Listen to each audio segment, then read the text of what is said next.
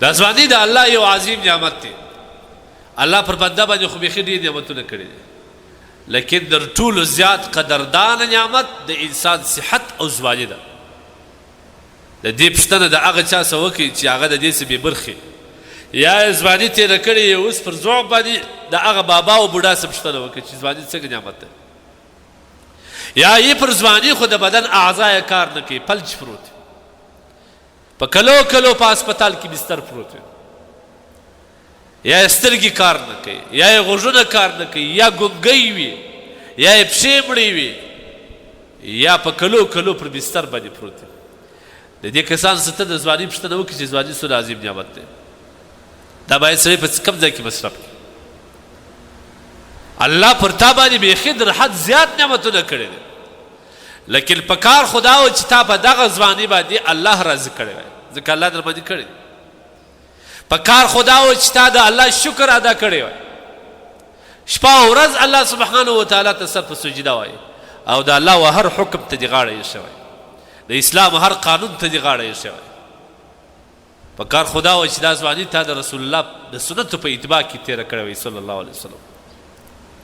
په کار خو دا و چې دغه ځواني ستا د جنت د داخلېدو یو ذریعه او سبب وګرځېږي، لیکن افسوس به وایم صد افسوس، نو زموږ بعض ځوانان چې کوم دي ډېر پر غلطه روان دي. ما بالکل فکر نه وي چې دا کسان پر کوم حال باندې دا سوچ فکر لري کې نه لري. دا ټوله ځواني د شیطان او د نفس په اتباع کې تېره کړه. کله چې شیطان اشاره ورته وکړي د بیا کار کړی، ټول عمر د شیطان په غلامۍ کې تېر کړي، د شیطان او د نفس د غلامۍ توکې غاړې ته اچولی دي، بس ټول عمر دغه په اتباع کې چې هغه چیرې تکه شوی دی پر هغه لار روان دی، په هغه اتباع کې موږ غرق یو. تاسو دا ټیک ټاک وګورئ، استغفر الله العظیم. ما ته کله کله یو کس یو ټیک ټاک یو شی ښکاره کړي، مفتي صاحب ته په دې ولې بیان نه کوې؟ دا چې کوي اخو پرېږده چې ورته ګوري د دې د سترګو به واوسي. زه حیران دا یم چې دا بالکل د حیا په نوم یو شی پیژني که نه پیژني. دا کسان مسلمان به وي، پښتون به وي، نارینه او پاته سو، خو اوس خو ښځینه هم په دې باندې اخته دي. العیاذ بالله څومره بې حیایي سو.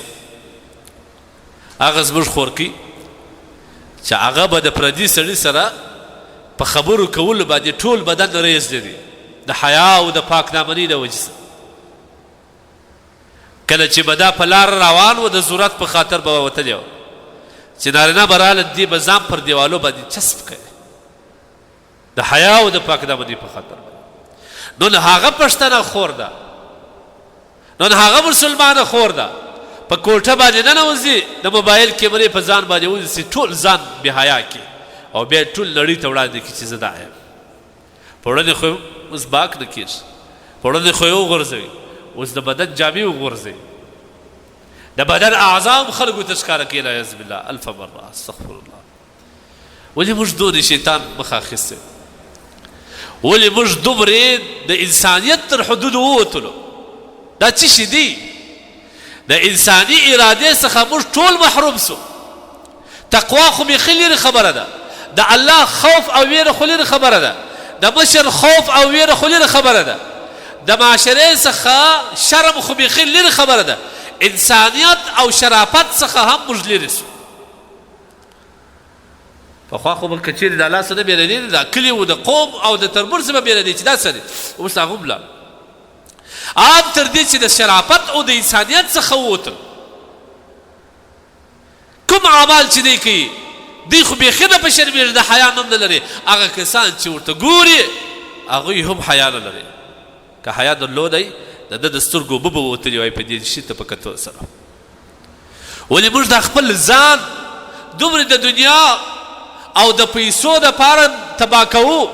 ولې موږ د خپل ځواني د خپل قدردان عمر دا د یو څو پیسو په لالچ باندې، د یو څو ډالرو په وجه باندې چې زما ویډیو وایرل سي او ډېر یې وګوري، ما ته لایکونه راکړي، بیا به ما ته پیسې را روانې. تا د دغه پیسو دپاره انسانیت پرېښود، تا د دغه پیسو دپاره د اسلام حدود ورواوښتې، د اسلام حدود دې پایماله کړل. تا د دغه یو څو ډالرو دپاره د خپل پلار شبله په خاورو وغورځول، تا تا د دغه ډالرو او پیسو لپاره د خپل ورور قریبانو سترګې پر مځکه وغورځولې. استغفر الله العظیم. د خدای دپاره درته د ځواني حفاظت وکړئ. کوشش دا وکړئ ځان د ګناهو څخه بچاو کړئ. ټیک دی موږ انسانان یو، د هر چا څخه د ګناه خواهش کېږي، شیطان او نفس لرو. لیکن کله چې تا ته د ګناه خواهش در پیدا سه، ځای بدل کړه، ولاړ سه، دومره بندګي کوشش وکړه، نور الله کومک درکړي، ته بندګي کوشش د دې حفاظت وکړه. و چې چا ته ووایي څنګه ځان بچاو کړو په دغه حالات کې، ته الله مکلف کړی یې چې بندګي کوشش وکړې. که تا ته یو زنانه په مخه دارله سترګې واړه، نور الله ته بچوئ، د الله تبارک وتعالی سه وغواړه، استغفار ووایه، لا حول ولا قوة الا بالله وایه چې خدای نور قوت او طاقت زما سره نشته، یوازې ستا سره دی، ته ما بچاو کړې. تاسو وګورئ قرآن عظیم شان کې د یوسف علیه السلام کیسه ده، ډېره اوږده کیسه ده. لیکن کله چې د یوسف علیه السلام څخه خواهش وسو، یوسف علیه السلام څه وویل؟ فورا بندگی کوشش وکړي، معاذ الله، په الله سره پناه، په الله سره پناه.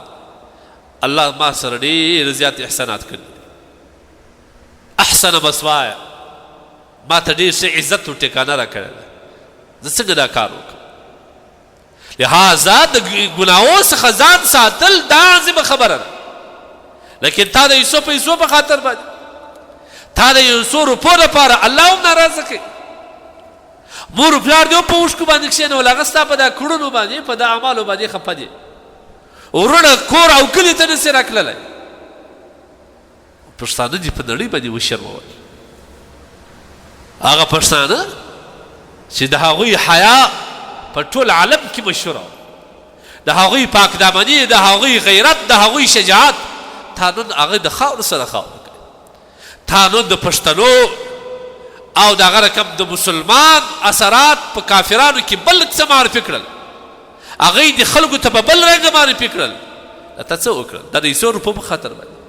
تاسو وګورئ زموږ ځوانان دي، پیغلا دي، زموږ خویندې دي، د دې په کړنو باندې قسم په خدای زموږ زړه دردېږي.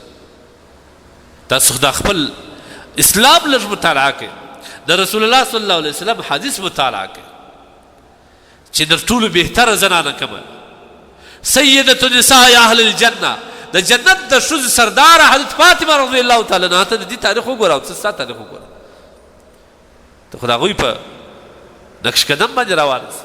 نو کوشش وکړه د خپل ځان حفاظت وکړه، کوشش وکړه د خپلې ځوانۍ حفاظت وکړه، لږ زحمت ستاسې غواړي. الحمدلله ته انسان یې، ته د محمد رسول الله صلی الله علیه وسلم امتی یې، ته د اسلام یو سپاهي یې. دا یو ډېر لوی هدف دی، ته چې دنیا ته راغلی، ته په لوی هدف باندې راغلی، ته په دا فضولیاتو، په دا پالتو شیانو باندې خپل وخت مه ضایع کوه، خپله ځواني مه تباه کوه، خپل ځان او خپل بدن د جهنم د اور د لمبې مستحق مه ګرځوه، د هغه خوراک مه ګرځوه د خدای دپاره. بس ته بالا څه چې دې کړي دي، وخت تېر سو، پروا نه لري. الله غفور او رحیم ذات دی، پر هغه ځای باندې الله ته توبه وباسه، الله سبحانه وتعالی ته وژاړه، الله سبحانه وتعالی به ستا ټول ګناهونه معافوي. که چیرې د بنده ګناهونه د اسماء و کنکرو ته ورسېږي او دغه بنده یو وارې د زړه په صداقت باندې الله ته توبه وکړي، الله سبحانه وتعالی ټول ګناهونه معافوي. ان الله یغفر الذنوب جميعا، الله پاک ټول ګناهونه وربخښي. التائب من الذنب کمن لا ذنب له، چې د ګناه وسې توبه وکړل دا رقم لکه تا چې ګناه نه کړی. بس که بالا د ذات سره سوچ فکر ووه چې زه په څه شي اخته.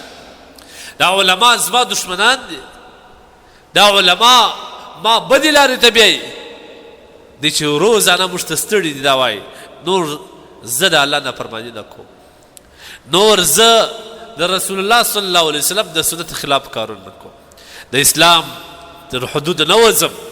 بس تک چې کومې کړي دی الله هغه را معاف کړه. الله پاک جل جلاله به ضرور در معافوي.